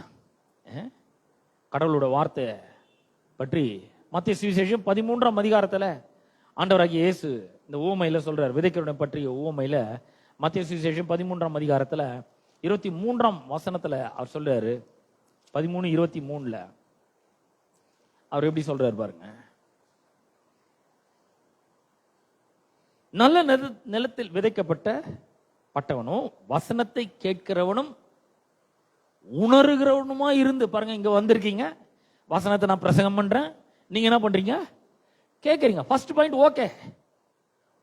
ஆனா ரெண்டாவது என்னன்னா அண்டர்ஸ்டாண்ட் பண்ணணும். ரெண்டாவது என்ன பண்ணணும்? உணர்கிறவனுமா இருந்து. கேட்கறதோட நின்று கூடாது. கேட்கறதோட நின்று ஒன்றும் பிரயோஜனமே கிடையாது. சில விஷயங்கள் தெரியும், அவ்வளவுதான். கேட்கறதோட நிறுத்திட்டா சில விஷயம் இந்த வசனம் தானே தெரியும், மத்திய 13:23 இருக்குது. அன்னைக்கு கூட அவர் சொன்னாரு, மார்க் 4ஆம் அதிகாரம் 26, 27 வசனங்கள் எனக்கு தெரியுமே நல்லா. அந்த வசனம் தான் சொல்றீங்க அப்படின்னு தெரியும் நல்லா. சில விஷயங்கள் தெரியும், ஆனா ஒன்றும் நடக்காது. ஏதாவது பலன் வரணும்னா 30, 60, 100 பலன் வரணும்னா பண்ணும். கேட்கறதோட விட்டுற கூடாது. என்ன பண்ணும்? அதை உணர்வுமா இருக்க வேண்டும். You must understand what the word chase. இந்த வார்த்தை என்ன சொல்லுகிறது, விதைக்குள்ள என்ன மாதிரி ஒரு இன்ஃபர்மேஷன் இருக்கு என்பதை நாம் என்ன பண்ண வேண்டும்? புரிந்து கொள்ள வேண்டும். இப்போ உங்களுக்கு சில விஷயம் புரியுது. என்ன புரியுது? விதை தேவனோட வசனம்னு புரியுது. அதுக்குள்ள தேவனுடைய கட்டுக்கடங்காத வல்லமை இருக்கு. நம்ம கண்ணுக்கு தெரியாது, ஆனா பவர் இருக்கு உள்ள. அது முதல்ல. ரெண்டாவது என்ன பண்ணணும்? அந்த பவர் வெளியே வரணும்னா அந்த விதைய நிலத்துல என்ன பண்ணணும்? விதைக்கணும். விதைச்ச பிறகு உடனே மரமாயிடாது. அது கிராஜுவலா ஆரம்பிக்கிறது, ரொம்ப பவர்ஃபுல்லா வளர ஆரம்பிக்கிறது. 30, 60, 100 பலன் கொடுக்கிறது. அப்ப பாருங்க, ஒரு விதையானது ஒரே ஒரு விதைய, ஒரே ஒரு பழத்தை, ஒரே ஒரு விதையா அது பிறப்பிக்குது இல்ல. ஒரு விதையில இருந்து ஆயிரக்கணக்கான லட்சக்கணக்கான விதைகள் அது திருப்பி ரீப்ரொடியூஸ் பண்ணுது. அப்ப இன்னொன்னு இருக்குது. விதையில கட்டுக்கடங்காத தேவனுடைய வல்லமை இருக்கு, அதுல வாழ்க்கை மாற்றக்கூடிய வல்லம் இருக்கு. அது கண்ணுக்கு தெரியாம இருக்கலாம், ஆனா அது உள்ள பவர் இருக்கு. வாழ்க்கையை மாத்திடும். அது இருதயத்துக்குள்ள நுழைஞ்சிட்டா இன்னொன்னு என்னன்னா ரொம்ப பெரிய பலனை கொடுக்கும். கண்ணுக்கு புலப்படாத விதையா இருந்தா கூட உள்ள அவ்வளவு பவர் இருக்கு. என்ன பவர்னா பலன் கொடுக்கிற ஒரு பவர் உள்ள இருக்கு. அறுவடை கொடுக்கக்கூடிய ஒரு பலன் இருக்கு. அது வந்து எப்படி இருக்கும்னா மிகுதியான பலனை அது கொடுக்கிறதாய் இருக்குது. அது ஒரு அறுவடையை உருவாக்குகிறதா இருக்கிறது. ஒரு அறுவடையை உருவாக்குகிறதாய் இருக்கிறது. இன்னும் அதிகமான விதைகளை அது உற்பத்தி செய்கிறது. எது? ஒரு விதை. நான் சொல்றது ஒரே ஒரு விதை மட்டும்தான். அதை பத்தி மட்டும்தான் நான் சொல்லிருக்கேன். அப்ப கடவுளுடைய வார்த்தை கூட பாத்தீங்கன்னா அது வந்து பெருக்கம் அடையக்கூடிய ஒரு வல்லமை அதுல இருக்குது. ஒரு விஷயத்தை பெருக்கக்கூடிய வல்லமை அதுல இருக்கு சமாதானம் அப்படின்னு சொன்னா சும்மா ஒரே ஒரு நாள் 1 மணி நேரம் ஒரே ஒரு நிமிஷம் சமாதானம் இல்லைங்க. அது கட்டுக்கடங்காத சமாதானத்தை அது நமக்கு தருகிறது. சந்தோஷம் இருக்கு, கடவுளோட வார்த்தை இல்லைன்னா அது அளவு கடந்த சந்தோஷத்தை நமக்கு தருகிறது. ஆசீர்வாதம்னா அளவு கடந்த ஆசீர்வாதம், பெருக்கமான ஆசீர்வாதம். சுகம் இருக்குன்னா அதுல ரொம்ப பெரிய மிகுதியான சுகம் அப்படி சொல்லலாம். மிகுதியான ஆசீர்வாதம், மிகுதியான வெற்றி, மிகுதியான விடுதலை எல்லாமே அளவுக்கு அதிகமாக அந்த கடவுளுடைய வார்த்தையில இருக்கு. எல்லாவற்றையும் என்ன பண்ணுகிறது? அது பெருக்கி தருகிறது. அப்ப ஒரு சின்ன வார்த்தைக்கு கீழ்ப்படுகிறது பாத்தீங்கன்னா 1000 தலைமுறைகளுக்கு அது ஆசீர்வாதத்தை கொண்டு வருகிறது. 1000 தலைமுறைகளுக்கு நம்ம நினைச்சே பார்க்கல. நான் நினைக்கிறேன் என் பிள்ளைங்களோட பிள்ளைங்க நல்லா இருந்தா போதும் அப்படின்னு நம்ம நினைப்போம் இல்லையா? அவ்வளவுதான் நம்மளுக்கு தெரியும். நம்ம என்னன்னைக்கு இங்கே வறுக்க போறோம் இல்ல, அவர் கூடும்போது நம்ம போறோம். அவ்வளவு சீக்கிரம் போக மாட்டேன். நான் எல்லாம் சொன்னதெல்லாம் செஞ்சு முடிச்சுட்டு தான் போவேன். அவ்வளவு லேசில எல்லாம் போக முடியாது நான். ஆனா குறிப்பிட்ட காலம் வரைக்கும் இருப்போம் இல்லையா? அப்ப நம்முடைய பிள்ளைகளை பார்க்கலாம், பிள்ளைகளின் பிள்ளைகளை பார்க்கலாம். ஒருவேளை கடவுள் ஆசீர்வதிச்சா, அவர் வருகை தாமதிச்சா அவங்களோட பிள்ளைங்களையும் நம்ம பார்க்கலாம். 2-3 தலைமுறைகளை பார்க்கலாம். எங்க பாட்டி இருந்தாங்க, அப்புறம் எங்க அப்பா, அப்புறம் நாங்க, அப்புறம் எங்க பிள்ளைங்க, எங்க பிள்ளைங்களோட பிள்ளைங்கள் ஒரு சிலருக்கு பாத்தீங்களா 3-4-5 தலைமுறைகள் பார்த்துட்டாங்க. அவள் 100 வயசுல தான் மரித்தாங்க. அப்ப கடவுள் ஆசீர்வதிக்கும் போது 3-4 தலைமுறை வரைக்கும் நம்ம பார்க்கலாம். ஆனா கர்த்தர் சொல்றாரு, ஆண்டவருடைய வார்த்தையில் இருக்கிற அந்த பவர் இன்க்ரீசிங் பவர் எப்படின்னா, இன்னைக்கு நம்ம அந்த வார்த்தைக்கு கீழ்ப்படிஞ்சு விசுவாசித்து ஏற்றுக்கொண்டு அங்கீகரித்து அதை முழு இதத்தோட மனசார நம்ம ஏத்துக்கணும். உண்மையிலே இதுல வல்லமை இருக்குது, நான் இதை விதைக்க போறேன், இதுக்கு கீழ்ப்படிய போறேன், இதுக்கு தண்ணி ஊத்த போறேன் அப்படின்னு சொல்லி நம்ம இன்னைக்கு நம்ம ஸ்டெப் எடுத்தோம்னா கூட நம்மள இருந்து 1000 தலைமுறை வரைக்கும் அவர் ஆசீர்வதிக்கிற தேவனா இருக்கிறார். அல்லேலூயா. உங்களுக்கு எல்லாம் உற்சாகமா இருக்கா? எனக்கு ரொம்ப உற்சாகமா இருக்கு. என்னோட 1000வது தலைமுறை யாருன்னு எனக்கு தெரியாது. ஆனா கர்த்தர் 1000 தலைமுறை வரைக்கும் இரக்கம் செய்யற தேவனா இருக்கிறார். இன்னைக்கு நான் விசுவாசிக்கும் போது, கீழ்ப்படியும் பொழுது, அது என்னோட சந்ததிகளுக்கு ஒரு பெரிய ஆசீர்வாதமாக அமைகிறதாய் இருக்கிறது. அது மட்டும் இல்ல, இந்த சீடுன்னு சொல்றோம். இந்த சீடு யார் அப்படின்னு சொன்னா, ஜீசஸ் இஸ் த சீடு. கலாத்தியர் நிருபத்துல அப்போஸ்தலனாகிய பவுல் அவர் எழுதுறாரு. கலாத்தியர் 3ஆம் அதிகாரத்துல 16ஆம் வசனத்தை உங்களுக்காக நான் வாசிக்க போறேன். ஆபிரகாமுக்கும் அவனுடைய சந்ததிக்கும், ஆபிரகாம் அண்ட் ஹிஸ் சீட், ஆங்கில வேதாகமத்துல சீட்லயே வருது, அவனுடைய சந்ததிக்கும் வாக்குத்தத்தங்கள் பண்ணப்பட்டன. சந்ததிகளுக்கு சீட்ஸ் என்று அநேகரை குறித்து சொல்லாமல் உன் சந்ததிக்கு யுவர் சீட் என்று ஒருவனை குறித்து சொல்லி இருக்கிறார். அந்த சீடு கிறிஸ்துவே. Jesus is the seed and Jesus is the word. பாருங்க, 2 எவ்வளவு செட் ஆகுது கரெக்டா? விதை தேவனுடைய வசனம். விதை யாரு? Jesus is the seed. God's word என்னது? அதுவும் Jesus is the word of God. கரெக்டா செட் ஆயிடுச்சு பாருங்க. அப்ப அல்டிமேட் சீடு, த சீடு யாரு அப்படின்னு சொன்னா Jesus Christ. Jesus is the seed promised to Abraham who brings salvation to all nations. எல்லா ஜாதிகளுக்கும் அவன் மூலமாக, அவனுடைய சந்ததி மூலமா, அவனுடைய விதையின் மூலமாக ரட்சிப்பு உண்டாயிருக்கிறது. எப்படி? அதனால்தான் அவர் சொல்றார் யோவான் 12:24, கோதுமை மணியானது நிலத்தில் விழுந்து சாகாவிட்டால் அவருடைய மரணம், அவருடைய அடக்கம், அவருடைய உயிர் தெழுதல். விதை நிலத்தில் விதைக்கப்படுகிறது, அப்புறம் அது சாகுது, மண்ணு போட்டு மூடுறோம், அடக்கம் பண்ணப்படுறோம், அப்புறம் அதுல இருந்து ஒரு புதிய ஜீவன் வெளிப்படுகிறது, உயிர் தெழுதல். அவருடைய டெத், பரியல் அண்ட் ரிசரக்ஷனை பற்றி இங்க பேசுகிறது. அவருடைய அந்த சீட் மூலமா தான் ஒரு புதிய ஜீவன், புதிய வாழ்க்கை எல்லாருக்கும் கொடுக்கப்பட்டு இருக்கிறது. அப்ப ஒவ்வொரு விசுவாசம் அந்த ஜீவனுக்கு பங்காளிகளாய் நாம் இருக்கிறோம்.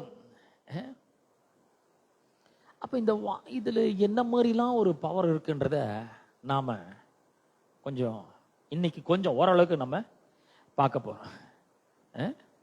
எல்லாத்தையுமே பார்க்க முடியாது, கொஞ்சம் கொஞ்சமா தான் பார்க்க முடியும். நானும் இங்கே தான் இருப்பேன், நீங்களும் இங்கே தான் இருக்க போறீங்க.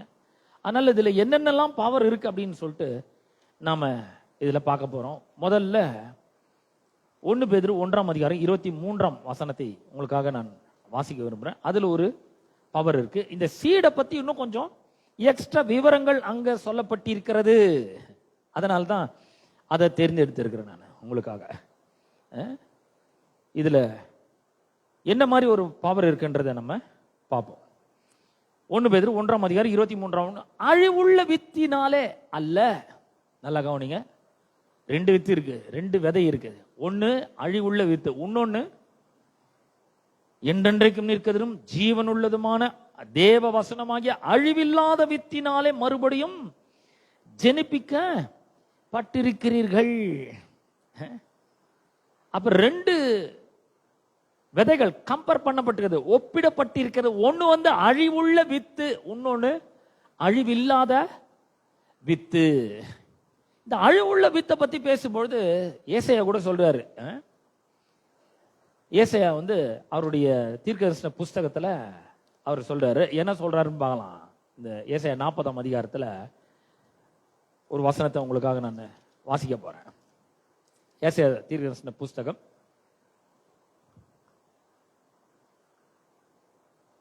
48.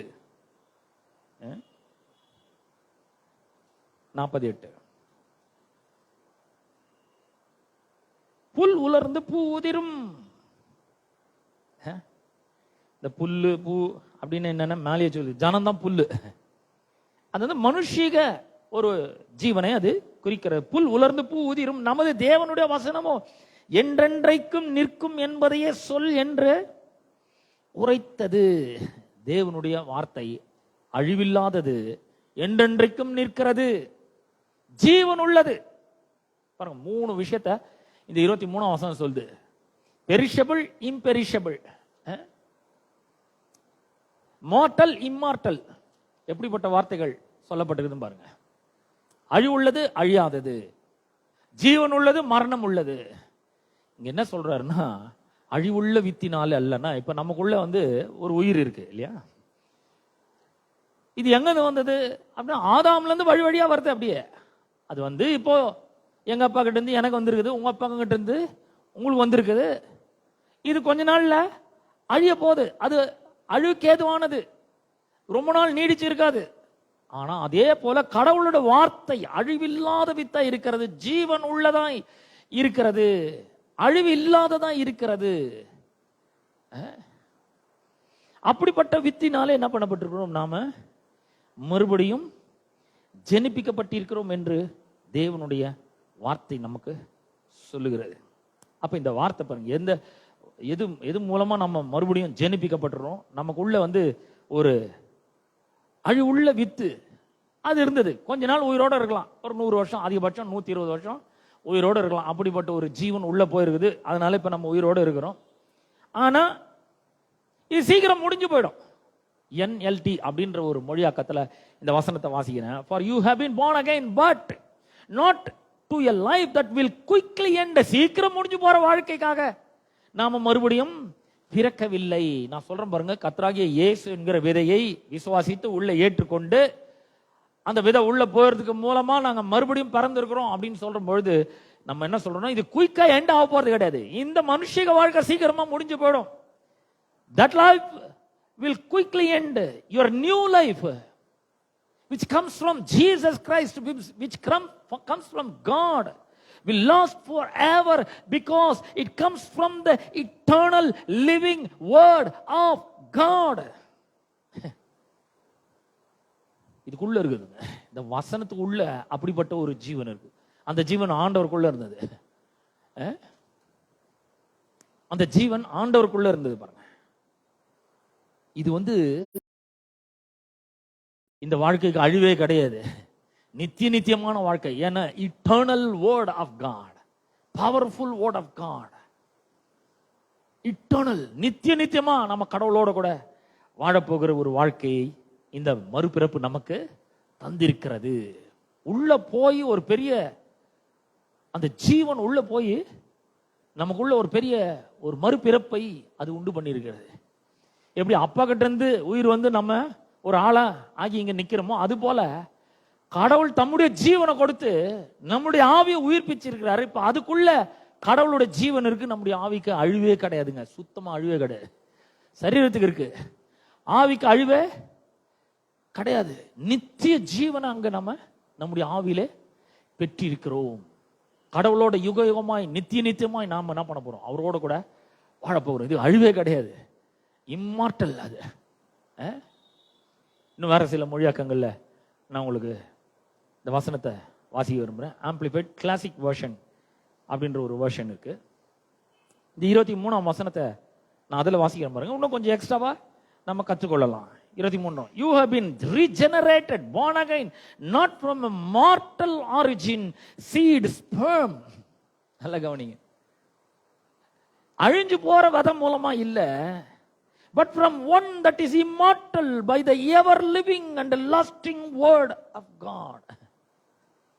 என்றென்றைக்கும் ஜீவனுள்ள தேவ வசனமாகிய அழிவில்லாத அந்த வார்த்தை உள்ள போனதுனால நாம மறுபடியும் ஜெனிப்பிக்கப்பட்டிருக்கிறோம். CEV டிரான்ஸ்லேஷன் ஒன்று இருக்கு, கண்டெம்பரரி இங்கிலீஷ் வெர்ஷன். அப்புறம் ஈஸி டு ரீட் வெர்ஷனும் வாசிக்க போறேன். Contemporary English. Do this because God has given you new birth by His message that lives on forever. அந்த ஜீவனுள்ள வார்த்தை என்னென்னைக்கும் உள்ள வாழப்போகுது. அது மூலமா நீங்க மறுபடியும் ஜெனிப்பிக்கப்பட்டு இருக்கிறீர்கள். ERV அப்படின்னு ஒரு translation, easy to read version ஒன்று இருக்கு, ஈஸி டு ரீட் வெர்ஷன். அந்த வசனம் அது என்ன சொல்லுதுன்னு பார்க்கலாம். ஈஸி டு ரீட் வெர்ஷன்ல 23ஆம் வசனத்தை நான் உங்களுக்காக வாசிக்கிறேன். You have been born again. This new life did not come from something that dies. செத்து போகிற மரிக்கிறவன் மூலமா இந்த ஜீவன் உள்ள வரலங்க. This new life did not come from something that dies. It came from something that cannot die. சாகவே முடியாத ஒன்றிலிருந்து இந்த ஜீவன் நமக்கு வந்திருக்கிறது. You were born again through God's life giving message that lasts forever. அப்படிப்பட்ட ஒரு வசனத்தின் மூலமாக, வார்த்தையின் மூலமாக நீங்கள் மறுபடியும் ஜெனிப்பிக்கப்பட்டிருக்கிறீர்கள் என்று அந்த வசனம் நமக்கு சொல்லுகிறது. இப்ப மெசேஜ் டிரான்ஸ்லேஷன் வாசிக்க, அது இன்னும் கொஞ்சம் நல்லா இருக்குது. Your new life is not like your volt life. இப்போ ஒரு புது வாழ்க்கை, புதிய ஜீவன் உங்களுக்குள்ள பிரவேசித்து நீங்க மறுபடியும் பறந்திருக்கிறீர்கள். அப்பா அம்மாக்கு பறந்தது வேற, இப்ப கடவுள் உள்ள, கடவுளுடைய ஜீவன் உங்களுக்கு உள்ள போறதுனால நீங்க மறுபடியும் பறந்திருக்கிறீங்களே. இது வந்து உங்களுடைய பழைய வாழ்க்கை மாதிரி இல்ல, அந்த பழைய ஜீவன் மாதிரி இல்ல. Your old birth came from mortal sperm. உங்க அப்பாவுடைய அழிவுள்ள வித்திலிருந்து நீங்கள் வந்திருக்கிறீர்கள், உங்களுடைய பழைய பிறப்பு அந்த மாதிரி. ஆனா your new birth comes from God's living word. கடவுளுடைய ஜீவனுள்ள வார்த்தை உள்ள போனது மூலமா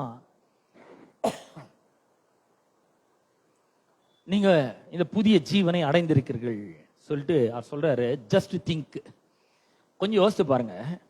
life conceived by God himself. கடவுளுக்குள்ள எப்படிப்பட்ட ஒரு ஜீவன் இருந்ததோ அதே ஜீவன் இப்போ உங்களுக்குள்ள இருக்குது. எவ்வளவு பெரிய ஒரு பவர் பாருங்க. கடவுளுக்குள்ள இருந்த அதே ஜீவன் இப்ப நம்மளுக்குள்ள இருக்கு. இதை வந்து யோவான் ரொம்ப அழகா எழுதுறாரு. யோவான் சுவிசேஷம் 1ஆம் அதிகாரத்துல அந்த ஜீவனை பத்தி அவர் எழுதுறாரு பாருங்க. யோவான் சுவிசேஷம் 1ஆம் அதிகாரம் 1ஆம் வசனத்திலிருந்து வாசிக்கிறேன். ஆதியிலே வார்த்தை இருந்தது, அந்த வார்த்தை தேவனிடத்தில் இருந்தது, அந்த வார்த்தை தேவனாய் இருந்தது, ஆதியிலே அவர் தேவனோடு இருந்தார், சகலமும் அவர் மூலமாய் உண்டாயிற்று, உண்டானதொன்றும் அவரால் இல்லாமல் உண்டாகவில்லை சொல்லிட்டு அந்த அடுத்த வசனம் அவருக்குள் இருந்தது, அவருக்குள் ஜீவன் இருந்தது, அந்த ஜீவன் மனுஷருக்கு ஒளியா இருந்தது. இப்ப பாருங்க, ஜீவன் சொல்லிட்டு அப்புறம் என்ன பண்றாரு, ஒளியா இருந்தது அப்படின்றாரு. ஜீவன் அப்புறம் வெளிச்சம். ஜீவன் இருந்தது, அந்த ஜீவன் மனுஷருக்கு ஒளியாய் இருந்தது. அந்த ஒளி இருளில் என்ன பண்ணது, பிரகாசித்தது. நல்லா கவனிங்க. இப்ப ஜீவன் உள்ள இருக்கா? எத்தனை பேருக்கு தெரியும் ஜீவன் உள்ள இருக்கா இல்லையா? உங்களுக்குள்ள இருக்கா? இருக்கிறவங்களாம் கையை உயர்த்தி காட்டுங்க பார்க்கலாம். எனக்கு தெரியல, நல்லா உயர்த்தி காட்டுங்களா கையை.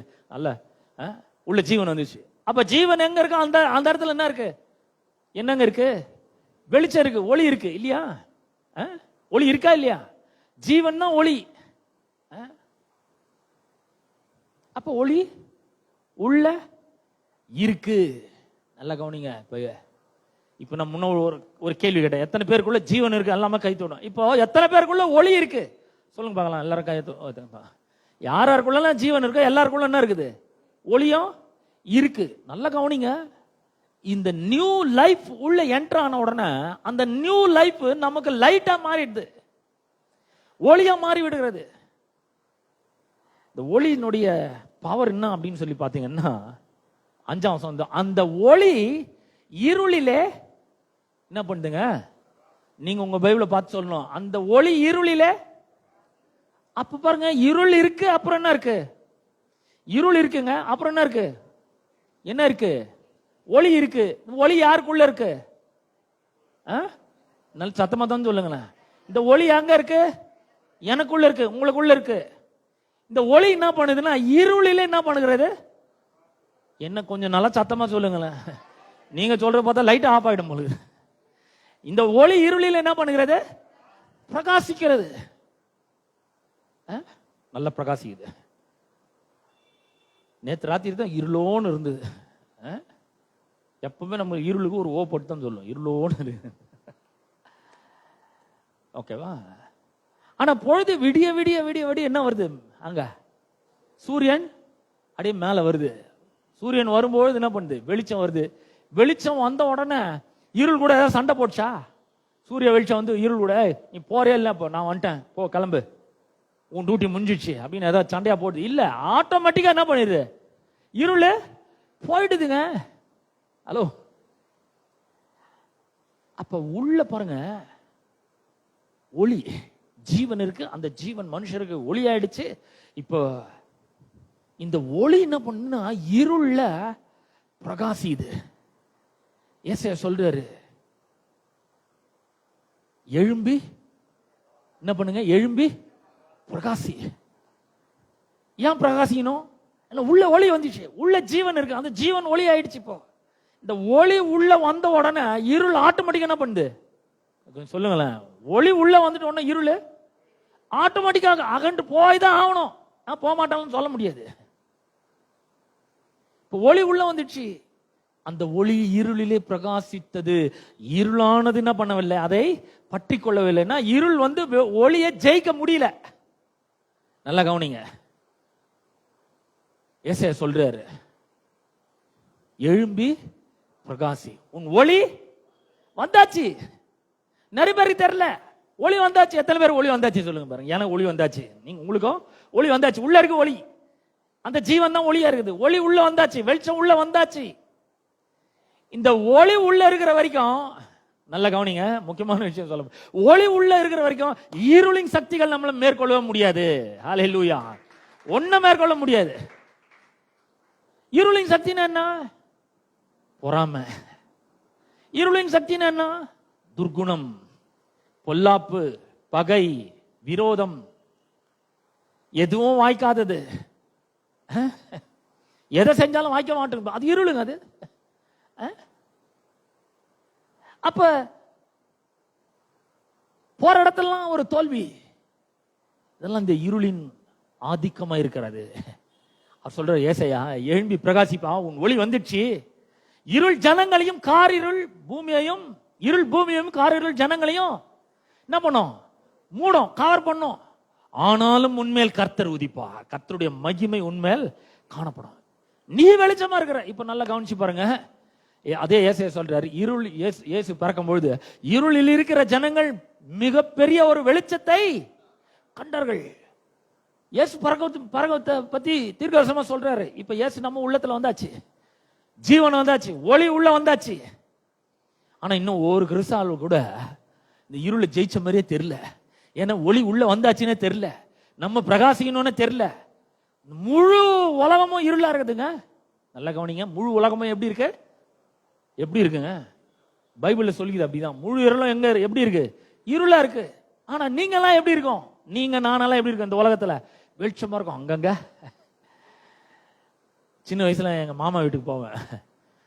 அப்படி மாமா வீட்டுக்கு போகும்போது அங்கெல்லாம் கிராமம் பாருங்க, லைட்டே இருக்காது. ஆனா திடீர்னு அங்கங்க வெளிச்சமா தெரியும். என்னன்னா மின்மினி பூச்சி அங்கங்க அந்த டார்க் கும்மி இருட்டுல வெளிச்சம் தெரியும் நல்லா. அந்த பூச்சி மட்டும்தான் கண்ணுக்கு தெரியும், ஏன்னா அது வெளிச்சம் இருக்குது. இந்த முழு உலகமும் இருளா இருக்கதான், நீங்களும் நானும் அதுல வெளிச்சம் மாதிரி இருக்கணும். நீங்களும் நானும் தான் வெளிச்சம். இயேசு யோவான் 8:12 சொல்ற, நானே இந்த உலகத்தின் ஒளியா இருக்கிறேன். அப்புறம் நீங்கள் தான் இந்த உலகத்துக்கு எப்படி இருக்கிறீங்க? வெளிச்சமா இருக்கிறீங்கன்னு சொல்றாரு. மனுஷர் உங்கள் நற்கிரிகளை கண்டு பரலோகத்தில் இருக்கிற பிதாவை மகிமைப்படுத்தும்படியாக உங்கள் வெளிச்சம் அவர்களுக்கு முன்பாக என்ன பண்ண கடவுது? பிரகாசிக்க கடவுது. அப்ப பாருங்க, ஜீவன் உள்ள வந்துச்சு, நம்ம மறுபடியும் பறந்திருக்கிறோம். கடவுளுக்குள்ள எப்படிப்பட்ட ஒரு ஜீவன் இருந்ததோ அந்த ஜீவன் இப்ப நம்மளுக்குள்ள வந்தாச்சு. அந்த ஜீவன் தான் நமக்கு ஒளியா இருக்கு. இப்ப நாம எல்லாரும் ஒரு லைட் ஹவுஸ் மாதிரி இருக்கிறோங்க. Hello hello, light house. எத்தனை பேர் லைட் ஹவுஸ்? இங்க நான் லைட் ஹவுஸா இருக்கேன். கலங்கரை விளக்கம். கலங்கரை விளக்கம்னு என்ன தெரியுங்களா? ஒரு லைட் அப்படியே சுரண்டுனே இருக்கும். கடல்ல வழி தப்பி திரியிறவங்களுக்கு அவங்க வழி கண்டுபிடிக்கிறதுக்கு அந்த கலங்கரை விளக்கத்தை பார்த்தா வருவாங்க. இப்ப நீங்களும் நானும் இந்த உலகத்துல எப்படி வாழ்றது? கடவுளுடைய நன்மைகள், கடவுளுடைய ஆசீர்வாதங்கள், கடவுளுடைய வாக்குத்தத்தங்கள், அவர் நமக்கு வச்சிருக்கிற நன்மைகள், இது எல்லாவற்றையும் பெற்று அனுபவிக்கிறதுக்கு நாம் ஒரு கலங்கரை விளக்கு மாதிரி இருக்கிறோங்க. நீங்களும் நானும் தான் வெளிச்சம். இந்த உலகத்துல நிறைய பேர் எப்படி எதெல்லாம் ஜெயிக்க முடியாததா இருக்கதோ அதெல்லாம் நீங்களும் நானும் ஜெயிக்க முடியும். எப்படி? ஏற்கனவே நம்ம வந்து இது கூட போராட வேண்டிய அவசியம் இல்லைங்க. உள்ள கடவுளுடைய ஜீவன் வந்தாச்சு, உள்ள வெளிச்சம் வந்தாச்சு. இப்ப நம்மளால ஜெயிக்க முடியுங்க. ஹலோ, உங்களால ஜெயிக்க முடியும். எல்லாத்தையும் ஜெயிக்க முடியும். இருளை ஜெயிக்க முடியும். நேர விரயத்தை ஜெயிக்க முடியுமா? முடியும் அப்படின்னா அது ஜெயிச்சுட்டு போடும். எல்லாத்தையுமே ஜெயிக்க முடியும். எத்தனை பேர் சொல்லிங்க எல்லாத்தையும் என்னால் ஜெயிக்க முடியும்? ஏன்னா உள்ள வெளிச்சம் வந்தாச்சு, இருளுக்கு வேலை கிடையாது. எப்போ உள்ள ஒளி வந்துச்சு அப்பே இருள் விலகியாச்சு. ஹலோ,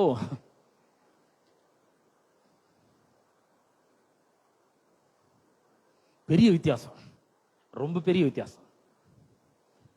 உங்களுக்கு ஞாபகம் இருக்கா? யாக்கோபு அவனுடைய குடும்பம்லாம் எகிப்துக்கு வராங்க. அங்க அவங்க பலுகி பெருகுகிறார்கள். எகிப்தின் அடிமைத்தனத்தில் இருக்காங்க. அதுக்கப்புறம் பார்த்தீங்கன்னா அங்க அவங்க ரொம்ப அதிகமா பெருகின உடனே அந்த ராஜா வந்து ஒரு தந்திரம் பண்றான். இவங்களை விடக்கூடாது, இப்படியே விட்டா மோசமா போயிடும். அதனால நான் என்ன பண்ண போறேன்? இவங்களை அடிமைகளாக்க போறேன்னு சொல்லி அவங்கள அடிமைகளாக்கி அந்த இடத்துல பெரிய ஒரு அடிமைத்தனத்தை அவங்களுக்குள்ள புகுத்துறான். 24 மணி நேரம் ஓயாத வேலை, சம்பளம் இல்லை, தூக்கம் இல்லை, ஓய்வு இல்லை, ஒன்றும் இல்லை, பயங்கரமா வேலை வாங்குறாங்க. இப்போ கடவுள் இவங்களை விடுதலை ஆக்கிறதுக்காக மோசே அனுப்புறாரு. மோசே அனுப்பிச்சா 9வது வாத அங்க எப்படி அப்படின்னு பாத்தீங்கன்னா, நான் இப்போ ஒரு வசனத்தை வாசிக்க போறேன். யாத்திராகமம் 10ஆம் அதிகாரத்துல 21ஆம் வசனத்துல இருந்து வாசிக்கிறேன். யாத்திராகமம் 10:21 இருந்து வாசிக்கிறேன்.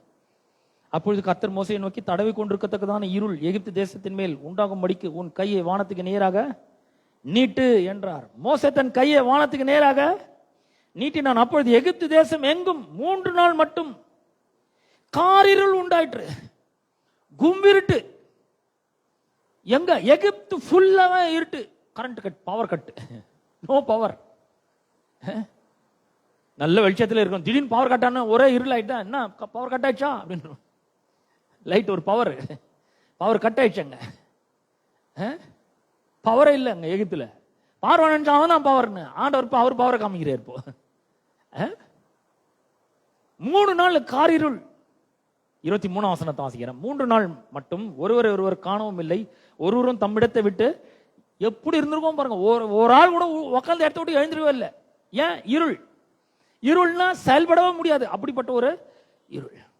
ஆனா இஸ்ரவேல் புத்திரர் யாவருக்குமோ எனில் அவர்கள் வாசஸ்தலங்களிலே வெளிச்சம் இருந்தது. ஹல்லேலூயா, ஹல்லேலூயா. God is light. Wherever God is, there is light. God is inside of you. God is residing inside of you. God, where God is, there is light. In you there is a light. There is a power to overcome darkness. இருளை ஜெயிக்கக்கூடிய வல்லமை, இருளை மேற்கொள்ளக்கூடிய வல்லமை, இந்த அடிமைத்தனங்களை எல்லாம் ஜெயிக்கக்கூடிய வல்லமை உங்களுக்குள்ள இருக்குங்க. ஒரு மறுபடியும் பிறந்தவனுக்குள்ள தேவனுடைய ஜீவன் இருக்கிறதுனால, அவருடைய வெளிச்சம் இருக்கிறதுனால, எவனா எதுக்கு அடிமைப்பட்டவனே கிடையாது. எதுக்கு அடிமை கிடையாது. You are free now. உங்களுக்குள்ள பவர் இருக்கு. உங்களுக்குள்ள காட்ஸ் லைஃப் இருக்கு. உங்களுக்குள்ள காட்ஸ் லைட் இருக்கு. லைட் எப்போ வந்துச்சோ அப்பயே இருள் போயிடுச்சு. இந்த உலகம் முழுக்க இருட்டில் இருக்கலாம், ஆனா நீங்க வெளிச்சமா இருக்கிறீர்கள். எகிப்து முழுக்க 3 நாள் இருக்க இருட்டு, ஒருத்தன் கூட உட்காந்து எடுத்து விட்டு எழுந்துக்கவே இல்லை. ஆனா இஸ்ரவேல் கேம்ப்ல மட்டும் பாத்தீங்களா, வெளிச்சம் ஜகஜோதியா எரியுது. லைட் பயங்கரமா எரியுது. அந்த காரிருள் இந்த கேம்ப் உள்ள வர முடியல. ஹலோ, பவுல் சொல்றாரு, ஒளியில் உள்ள பரிசுத்தவான்கள் இடத்தில் பங்கடைவதற்கு உங்களை தகுதியுள்ளவர்களாக்கினவரும் இருளின் அதிகாரத்தினின்று உங்களை விடுதலையாக்கி தம்முடைய அன்பின் குமாரனுடைய ராஜ்யத்துக்கு உட்படுத்தணுமா இருக்கிற பிதாவாகிய தேவனை ஸ்தோத்தரிக்கிறோம். அதுல இருந்து விடுதலை ஆக்கியாச்சு. எந்த ஒரு பாவமும் நம்மள என்ன பண்ண முடியாது, என்ன பண்ண முடியாதுங்க, அடிமைப்படுத்த முடியுமா? முடியாதா? முடியாது. எந்த பாவமும் அடிமைப்படுத்த முடியாது, எந்த ரோகமும் அடிமைப்படுத்த முடியாது, எந்த கடனும் அடிமைப்படுத்த முடியாது, எந்த சாபமும் நம்மள அடிமைப்படுத்த முடியாது, எந்த கெட்ட பழக்க வழக்கங்களும் நம்மள அடிமைப்படுத்த முடியாது. ஏன் முடியாது? இருள் போயிடுச்சு. எப்ப வெளிச்சம் உள்ள வந்துச்சோ இருளின் சக்தி ஆட்டோமேட்டிக்கா வெளியே போயாச்சுங்க. உள்ள பரிசுத்தம் வந்துச்சு, உள்ள ஜீவன் வந்துச்சு, உள்ள லைட் வந்துச்சு.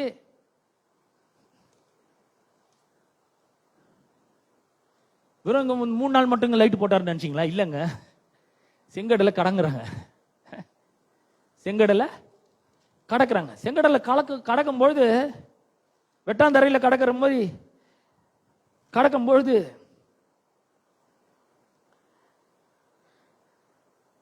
அங்க என்ன நடக்குதுன்னு பாருங்க. 14:24 வாசிக்கிறேன். 14:22 இருந்து வாசிக்கிறேன்.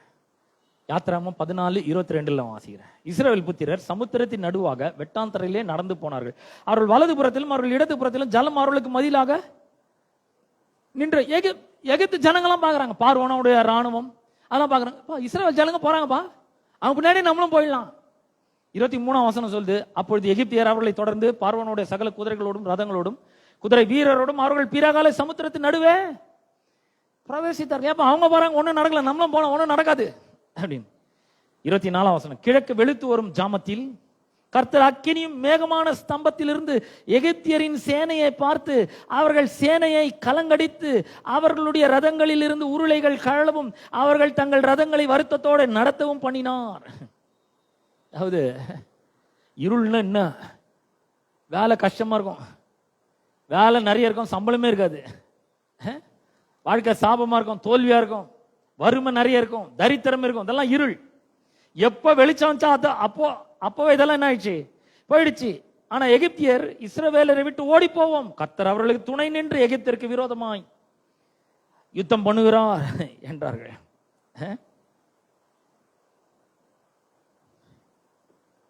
என்ன மாதிரி ஒரு அற்புதம்! கர்த்தர் அவங்க நடுவுல நின்னாரு.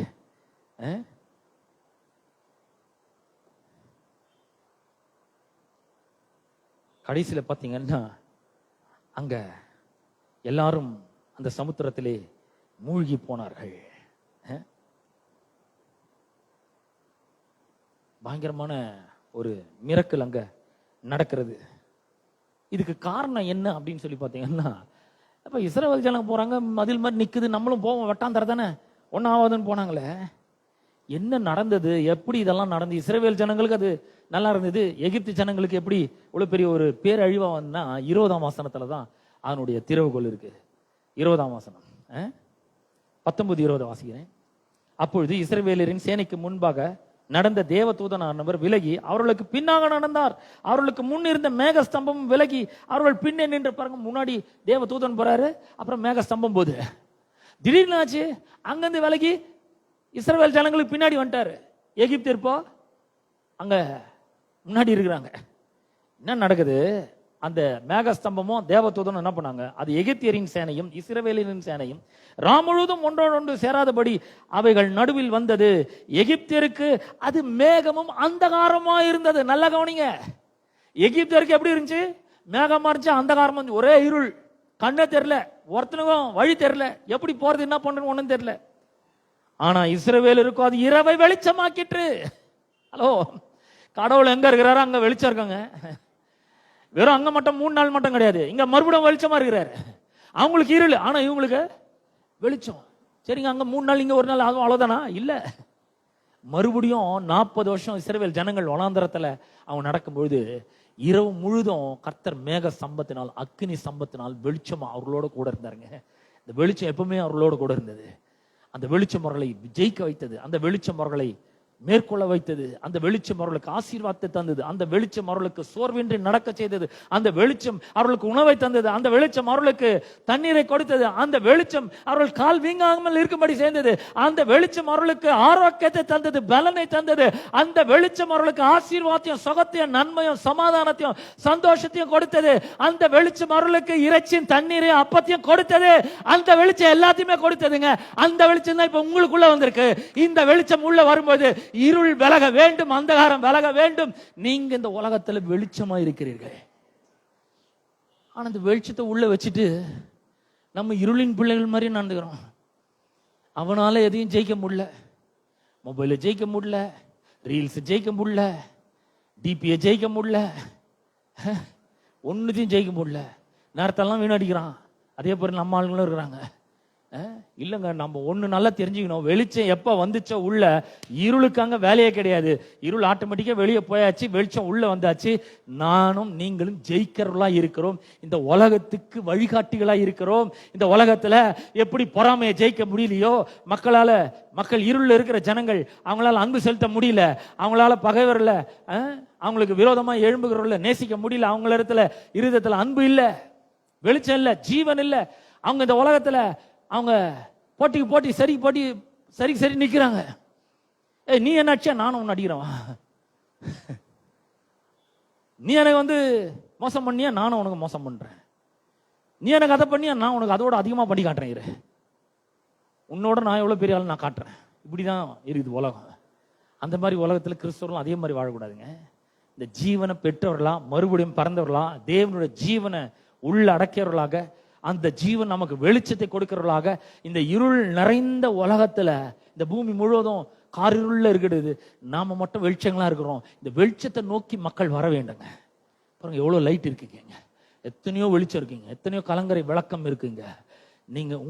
நீங்க வாடுற வாழ்க்கையை பார்த்து மக்கள் ஈர்க்கப்படணும் உங்கள் பக்கமாக, கிறிஸ்துவின் பக்கமாக, இந்த சபையின் பக்கமாக ஈர்க்கப்படணுங்க. அதுக்காக தாங்க கடவுள் நம்மள வெளிச்சமா வச்சிருக்கிறாரு. மனுஷர் உங்கள் நற்கிரைகளை கண்டு பரலோகத்தில் இருக்கிற பிதாவை மகிமைப்படுத்தும்படி உங்கள் வெளிச்சம் அவர்களுக்கு முன்பாக பிரகாசிக்க கடவுள். மத்திய 5:16 நம்ம வாசிக்கிறோம். வெளிச்சம் பிரகாசிக்கணும். இப்போ நிறைய பேர் வெளிச்சம் பிரகாசிக்கவே இல்லை, இப்ப பிரகாசிக்க ஆரம்பிக்கணும். இன்னைக்குல இருந்து பிரகாசிக்க ஆரம்பிக்கணும். எல்லாத்தையும் ஜெயிக்கணும். ஏதாவது ஒரு பிரச்சனை வந்துச்சுன்னா உடனே ஐயோ நான் என்ன பண்றது தெரியலையே, அவ்வளவுதாங்க நான் முடிஞ்சு போச்சு, என் வாழ்க்கையா முடிஞ்சு போச்சு, அப்படி போக கூடாது. இல்ல வெளிச்சம் இருக்குது, உள்ள ஜீவன் இருக்கு. கடவுளுக்குள்ள என்ன ஜீவன் இருந்துச்சோ அந்த ஜீவன் எனக்குள்ள இருக்கு. நான் மறுபடியும் பார்த்தேன், சாதாரணமான ஆள் கிடையாது. உள்ள கடவுளோட பவர் இருக்குது. ஒருவேளை கண்ணில் தெரியாம இருக்கலாம், ஆனா உள்ள அவ்வளவு பெரிய பவர் இருக்கு. நான் ரொம்ப பவர்ஃபுல்லான ஆள், உள்ள லைட் இருக்கு. நான் தான் இந்த உலகத்துக்கு வெளிச்சம். நான் இந்த உலகத்துல சீரும் சிறப்புமா வாழணும், நல்லா படிக்கணும், மாணவர்கள்லாம் சிறந்த படிப்பாற்றல் மிக்கவர்களாம் வரணும், திறமைசாலிகளா இருக்கணும். ஏன்னா உள்ள அவ்வளவு பெரிய வெளிச்சம் இருக்கு. அந்த வெளிச்சம் ஞானத்தை கொடுக்குது, அறிவை கொடுக்குது, புத்தி கூர்மையை கொடுக்குது, சாமர்த்தியத்தை கொடுக்குது. இந்த உலகத்துல பெரிய பெரிய சாதனைகளை படைக்கணும். அப்படிப்பட்ட ஒரு பேராற்றல் உள்ள இருக்குது. ஊழியர்கள் நல்ல ஊழியத்தை செய்யணும், தைரியமா இறங்கணும் போய். அதுக்குதான் அந்த வெளிச்சம். இருள் மேற்கொள்ள முடியாது. ஆனா பிசாசு பாவலா காட்டினே இருக்கான். இருள் உன்னை மேற்கொள்ற மாதிரி பாவலா காட்டுறான். என்னெல்லாம் நம்பாதீங்க.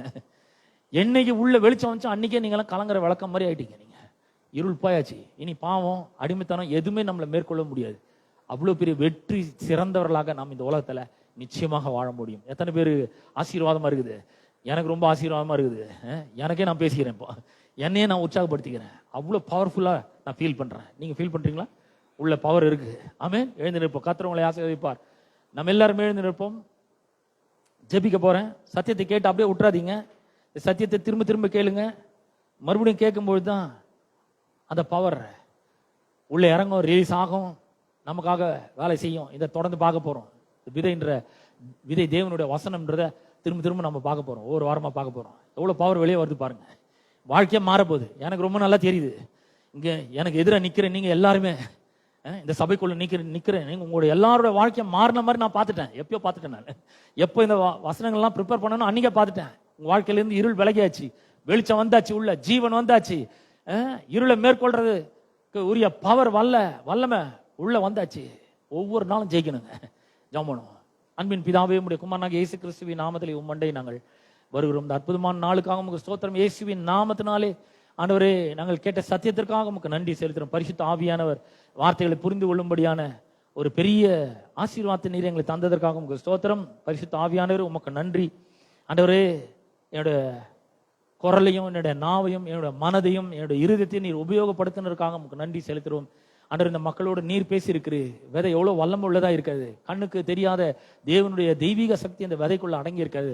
இந்த விதை தனியா இருக்கிற வரைக்கும் பவர் இல்லை, ஒரு எஃபெக்டும் இல்லை. ஆனா விதைக்கப்படும் பொழுது அதுல அவ்வளவு பவர் இருக்கு. ஆண்டவரே, இந்த விதை விதைக்கப்பட்டு இருக்குது. ஆண்டவரே, இப்போ விதைக்கிறேன், வசனத்தை விதைக்கிறான் என்று உங்களுடைய வார்த்தை சொல்லுது. இயேசுவின் நாமத்தினால் இப்போ அநேக வசனங்களை நான் விதைச்சிருக்கிறேன்.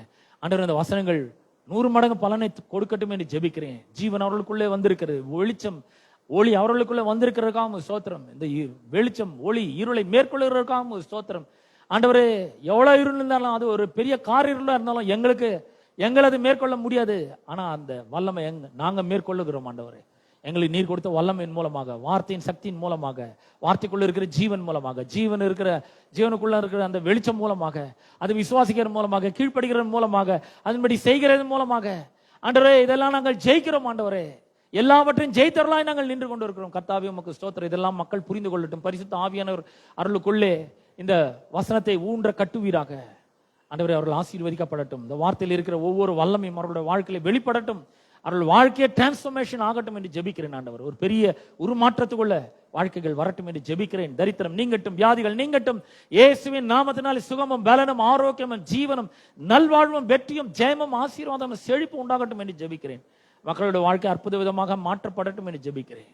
தொடர்ந்து மக்களை ஆசீர்வதியும். துதிகன மகிமை எல்லாவற்றும் ஒருவருக்கே நாங்கள் செலுத்துகிறோம். இயேசுவின் நாமத்தில் ஜெபிக்கிறோம் பிதாவே. ஆமீன், ஆமீன். நம்முடைய கர்த்தராகிய இயேசு கிறிஸ்துவின் கிருபையும் பிதாவாகிய தேவனுடைய அன்பும் பரிசுத்த ஆவியானுடைய ஐக்கியமும் பாதுகாவலும் வழிநடத்தலும் இன்னும் என்றும் சதா காலங்களிலும் நம் அனைவரோடும் என்றும் இருப்பதாக. ஆமீன்.